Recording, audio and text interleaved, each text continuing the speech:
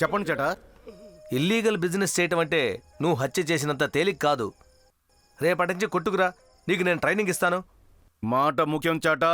Feelings నా joker gold biscuit తీసుకొచ్చి నా దగ్గరే బేరం ఆడుతున్నాడు, తెలుసా నీకు? వాడి కోసమే నెలగా వెతుకుతున్నాను చేటా. అయితే గోల్డ్ కనిపించుకుంటా పోవటం నిజం. ఈ విషయం నువ్వు నా దగ్గర దాచిపెట్టావు కదా? తప్పే చేటా.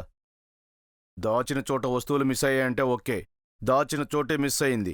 ఛీ, స్కూల్ పిల్లోడు బ్యాగ్ పోగొట్టుకున్నట్టు కథలు చెప్తావేంటి? వాడి పేరు రాయప్ప.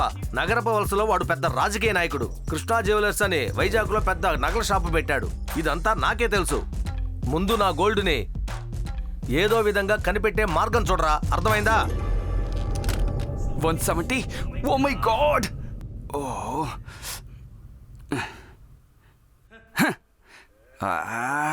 సార్, మీ ప్రెషర్ 170 దాటి వెళ్ళిపోయింది సార్. హత్యలు చేసి ఫీల్ అవ్వడం వల్లే మీకు ఫీలింగ్ రవి అని పేరు వచ్చింది. అదే మీ హార్ట్కి ఇప్పుడు యముడుగా మారింది. సో టెన్షన్ అవ్వకుండా మీ తర్వాత ప్లాన్ ఏంటో ఆలోచించండి. గాజువాకి వెళ్ళాలి.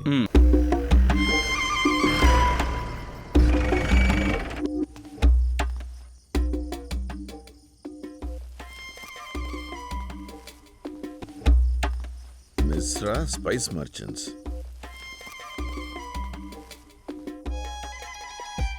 మిశ్రా,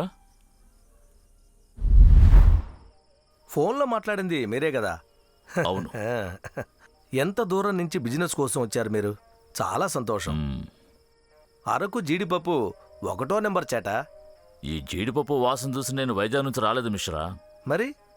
మరెందుకు వచ్చారు? అయితే బయలుదేరండి. నీ దగ్గరికి వెళ్తే పని జరుగుతుందని చెప్పాడే వాడు. వెళ్ళి వాడి పని చెప్తాను. ఎవరు చెప్పింది? అసలు నీకేమీ తెలియనట్టు నటిస్తున్నావు కదా. నాకు చెప్పిన వాడి వివరాలు నీకు చెప్పడం కుదరదు. Very good.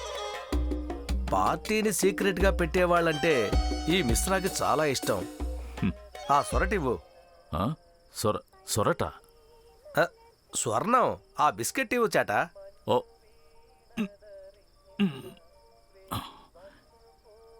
ఇవిగో.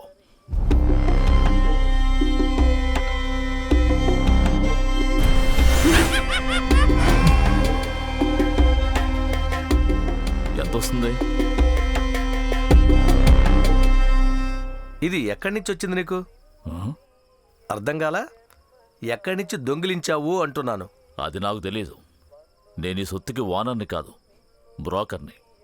గోల్డ్ నా స్నేహితుడిది. పార్టీ ఎవరు? అదే కదా, దీన్ని ఇచ్చిన వాడి పేరే నువ్వు చెప్పట్లేదు. ఇక నువ్వు పార్టీ పేరు ఎక్కడ చెప్తావులే. మిశ్రా, రేటు చెప్పు, టైం అవుతోంది. ఒక బిస్కెట్ వాల్యూ 25 లక్షలు.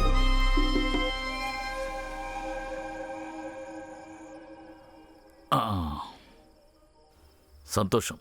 నమస్కారం. వెళ్ళరానా? మంచిది.